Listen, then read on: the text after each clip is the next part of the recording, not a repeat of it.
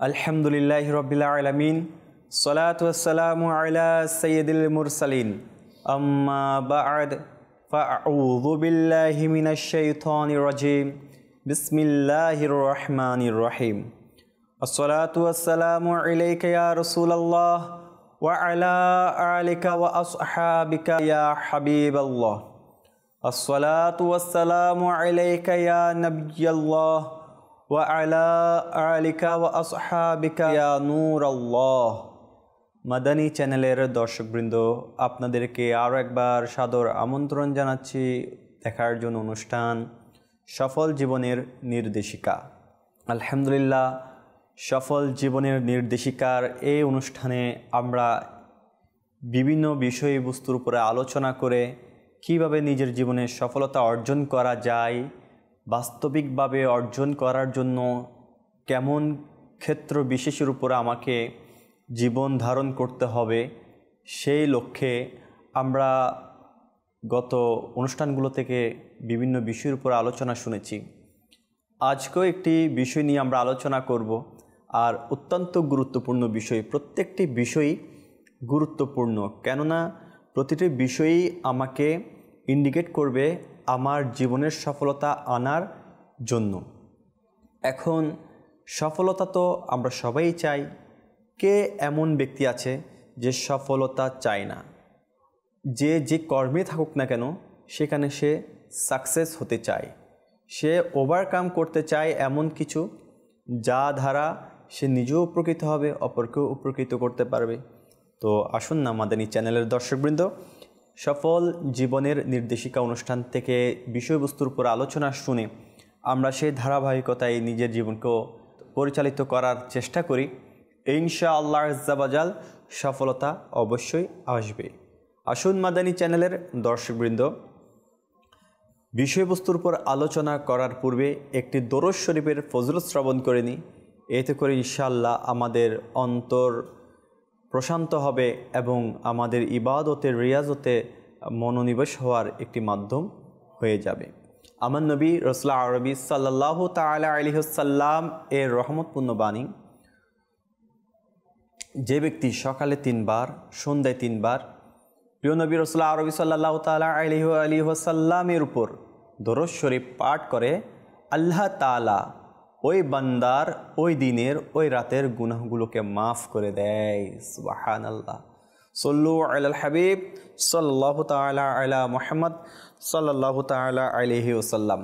মাদানী চ্যানেলের দর্শকবৃন্দ, সফলতার একটি বাধা হচ্ছে গুনাহ। অর্থাৎ আপনি যদি আমরা গুনাহের মধ্যে লিপ্ত থাকি, তাহলে দুনিয়াতেও আল্লাহ নারাজ, সফলতা বাধা, আর পরকালেও সফলতাতে বাধা থাকবে। সেজন্য আমাদের উচিত প্রথম গুনাহ থেকে নিজেকে মুক্ত করা।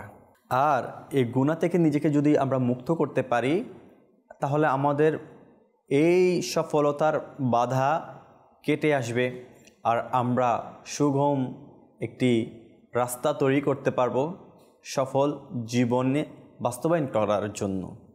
মাদানী চ্যানেলের দর্শকবৃন্দ, লক্ষ্য করুন, সৃষ্টিকর্তা মহান আল্লাহ তাআলা আমাদেরকে সৃষ্টি করেছেন আল্লাহ তাআলার ইবাদত রিয়াজত করার জন্য। তো সেখানে আমরা যদি গুনাহের মধ্যে লিপ্ত থাকি, তাহলে সৃষ্টিকর্তা সবাই জানে নারাজ হবে, আমাদের উপরে রাগ থাকবে, কুদরতির রাগ এসে যাবে আল্লাহ তাআলার, আর আমরা দুনিয়াতেও ধ্বংস হব, আখিরাতেও ধ্বংস হব। সেজন্য আল্লাহ তাআলার সন্তুষ্টি অর্জনের জন্য আমাদেরকে ইবাদত করতে হবে। আর ইবাদতের মধ্যে সবচেয়ে বড় মাধ্যম যেটি হচ্ছে, সেটি সালাত, নামাজ। জি, সালাত এমন একটি মাধ্যম যার মাধ্যমে আপনি নিজেকে পরিবর্তন করতে পারবেন, যার মাধ্যমে আপনি আল্লাহ তাআলার প্রিয় বান্দা হতে পারবেন, যার মাধ্যমে আপনার মনের মধ্যে অশ্লীল, ঘৃণিত এবং জঘন্যতম কাজ আপনার অন্তর থেকে চলে যাবে। তো সেটি কিসের মাধ্যমে? সালাতের মাধ্যমে। আজ আমরা মুসলমান, আমাদের জন্য নামাজকে ফরজ করা হয়েছে। এই নামাজ আমাদের জীবনের জন্য সবচেয়ে বড় মূল চাবিকাঠি হচ্ছে সফলতার এই নামাজ। অর্থাৎ সফল জীবনের মূল চাবিকাঠি হচ্ছে কি? নামাজ বা সালাত। এখন আমরা যদি এই নামাজকে বাদ দিয়ে সফলতার চিন্তা ভাবনা করি তাহলে কখনো সফল হতে পারবো না, বরঞ্চ আরও নিষ্ফল হয়ে যাব। জি হ্যাঁ, নামাজ তো আমাদেরকে সফলতার রাস্তা দেখায়। যেমন সূরা আনকাবুত এর মধ্যে আছে, নিশ্চয়ই নামাজ অশ্লীলতা ও মন্দ কাজ থেকে বিরত রাখে। তো প্রিয় ইসলামী ভাইরা, হয়তো অসংখ্যবার আমরা এ কোরআনুল কারীমের তাফসীর শুনেছি। তাহলে চিন্তা করুন, নামাজ কি করে? অশ্লীল ও ঘৃণিত কাজ থেকে দূরে রাখে।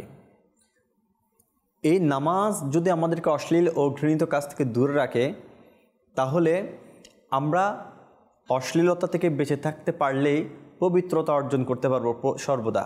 আর ঘৃণিত কাজ যেগুলো সামাজিকভাবেও কেউ পছন্দ করে না, রাষ্ট্রীয়ভাবেও কেউ পছন্দ করে না, পরিবারও পছন্দ করে না, মানুষজন পছন্দ করে না, এমন কাজ, ঘৃণিত কাজ থেকে যদি আমি দূরে সরে যাই তাহলে আপনার মধ্যে তো এমনি পরিবর্তন চলে আসবে।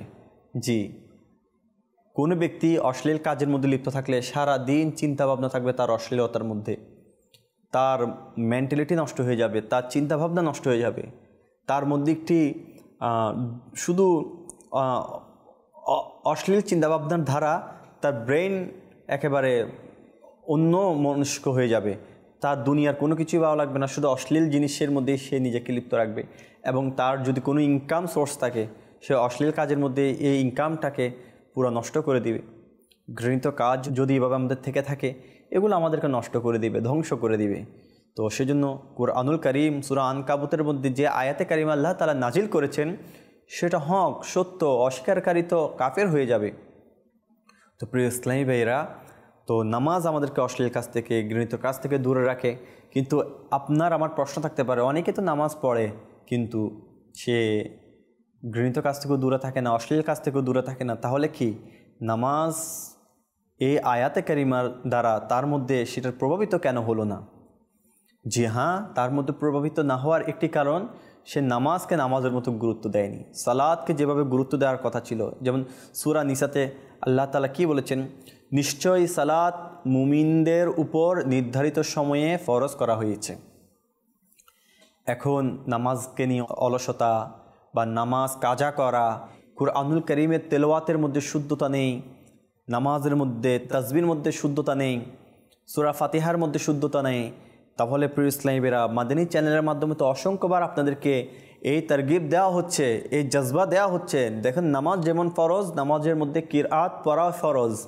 আর এই কিরাতের মধ্যে যদি ভুল ভ্রান্তি হয় তাহলে নামাজ আপনাকে আমাকে কখনো ভালো পথ দেখাতে পারবে না। কারণ নামাজকে তো আমি সেভাবেই আদায় করছি যা নামাজ সঠিকভাবে আদায় হচ্ছে না। নামাজ আমাকে পরিবর্তন করবে থেকে, আমি তো নামাজকে সুন্দরভাবে আদায় করতে পারছি না। সেজন্য প্রিয় ইসলামী ভাইরা, আমাদের উচিত নামাজের প্রতি গুরুত্ব এবং নামাজের মধ্যে যে হুকুম হাকাম আছে, শর্ত ফরজ যেগুলো আছে, এগুলোর প্রতি গুরুত্ব দিয়ে সর্বপ্রথম এই যে সফলতার চাবিকাঠি যেটি, আমার মূল চাবিকাঠি যেটি, সেটি সম্পর্কে যদি আমি অজ্ঞাত থাকি, আমি যদি ওটার সম্পর্কে আমার জ্ঞান না থাকে, তাহলে প্রিয় ইসলামী ভাইরা, আমার এই সালাত, এই নামাজ আমার পরিবর্তন আসবে কীভাবে, আনবেও কীভাবে? সেজন্য আমাদের উচিত সর্বপ্রথম সালাতকে আমরা সঠিকভাবে আদায় করার জন্য সে সম্পর্কে জ্ঞান অর্জন করা, সে সম্পর্কে তথ্য উপাত্ত হাসিল করা, ফরজ ইলম হাসিল করা।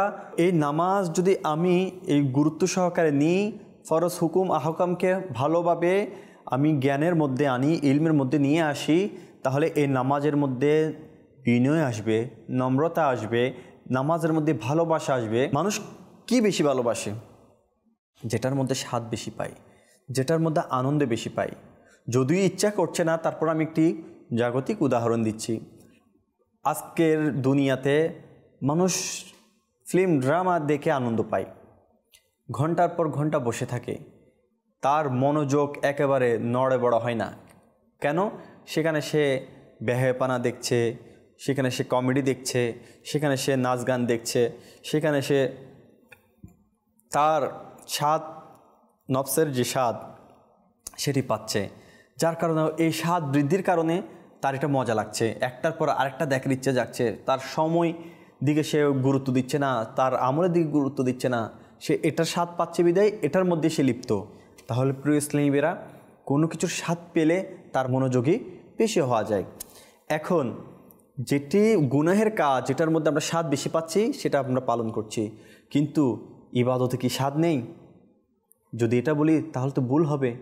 ইবাদতের যদি স্বাদ বেশি না থাকতো তাহলে বড় পীর আব্দুল কাদের জিলানী রাদিয়াল্লাহু তাআলা আনহু এশারের রোজু দিয়ে ফজরের নামাজ কীভাবে পড়তেন?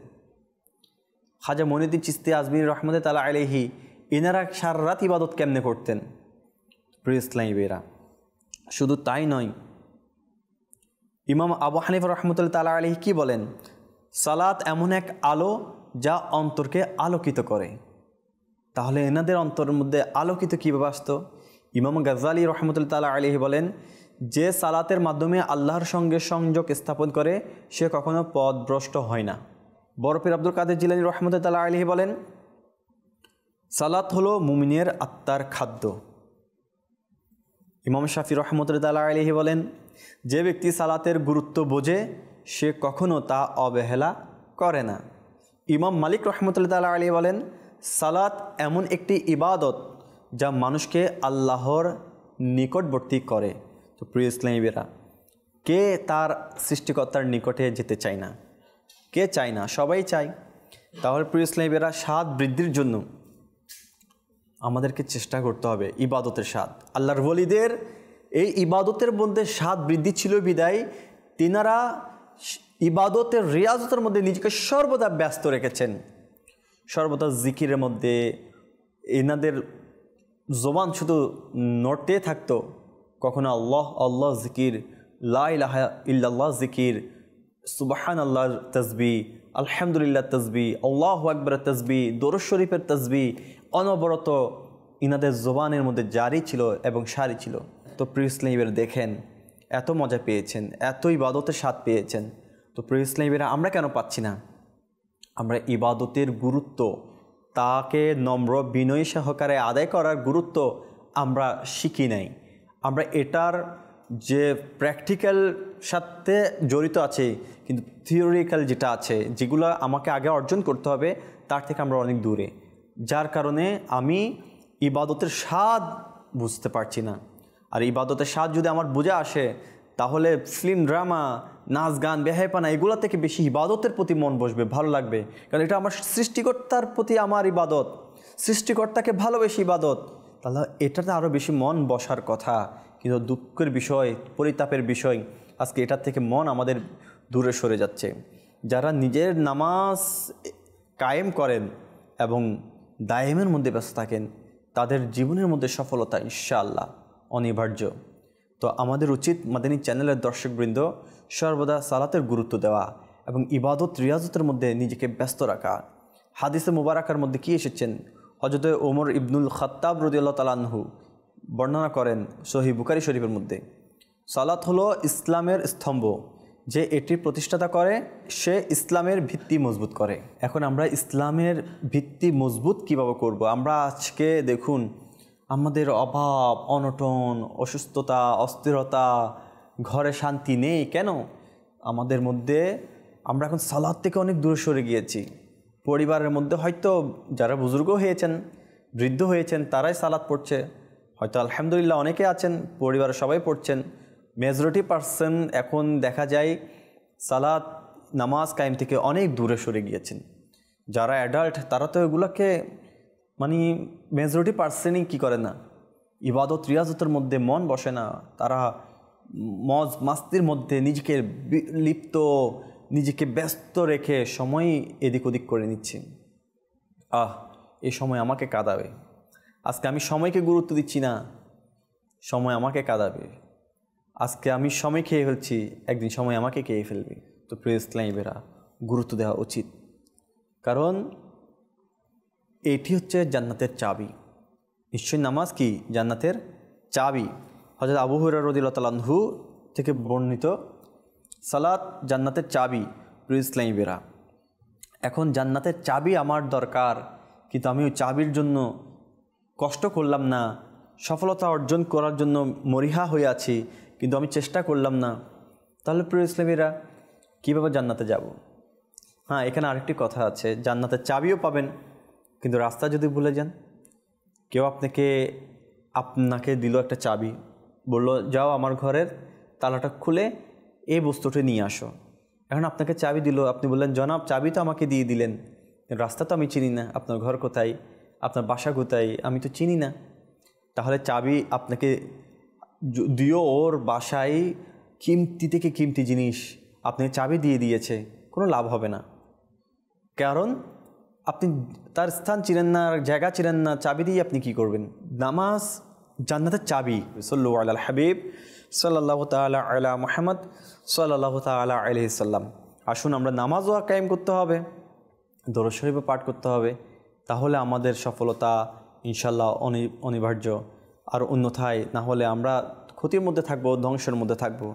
মাদানী চ্যানেলের দর্শকবৃন্দ, সালাত মুমিনের জন্য মেরাজ। কেউ যদি আল্লাহ তাআলার দিদার লাভ করতে চায়, মেরাজ করতে চায়, তাহলে তাকে সালাত আদায় করতে হবে।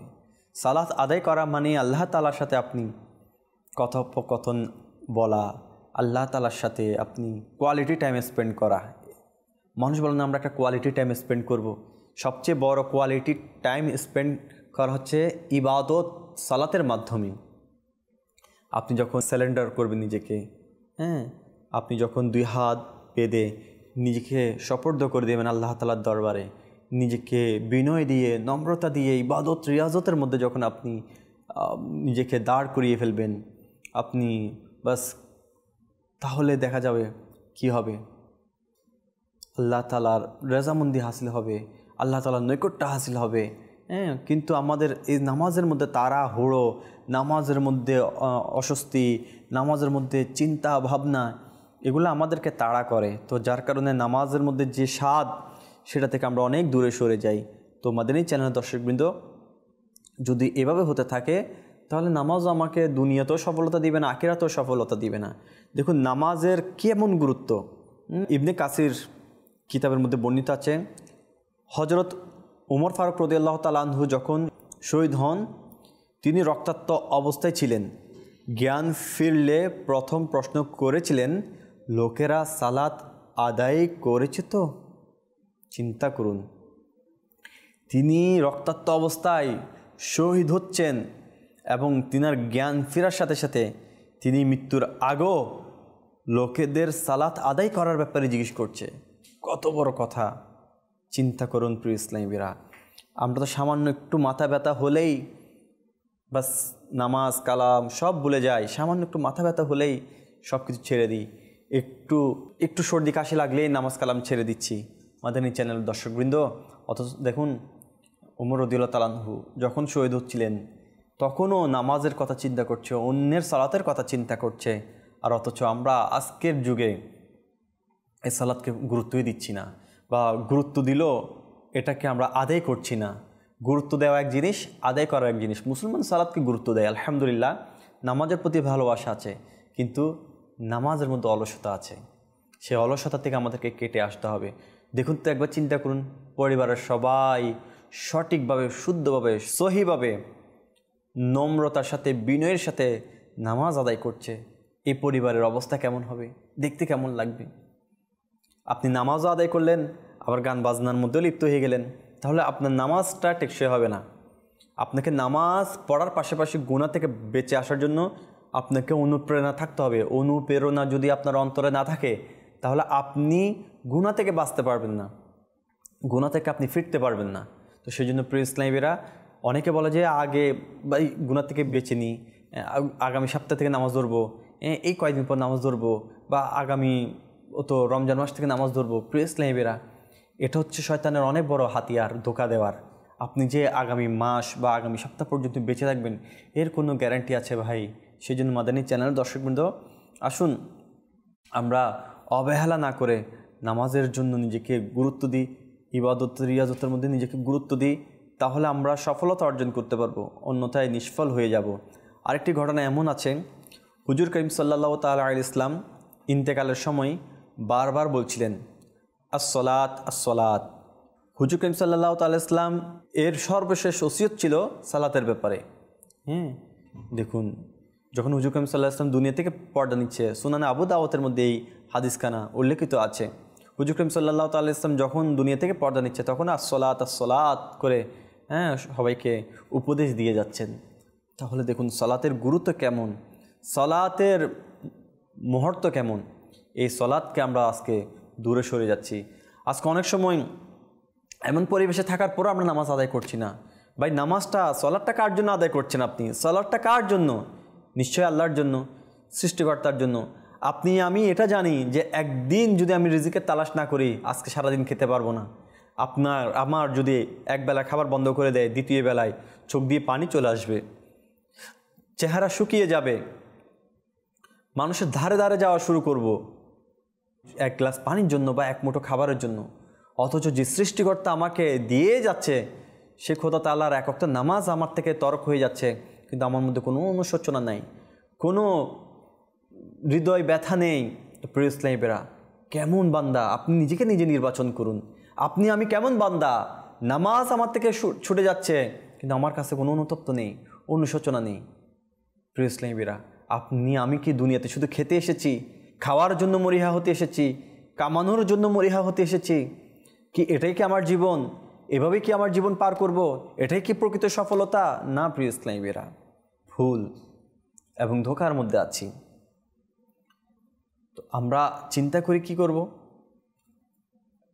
সম্পদ আত্মসাৎ করব, অন্যের মাল চুরি করব, অন্যকে ডাকাতি করব, অন্যের দেওয়া জিনিস আমরা লুটেপুটে খেয়ে ফেলবো।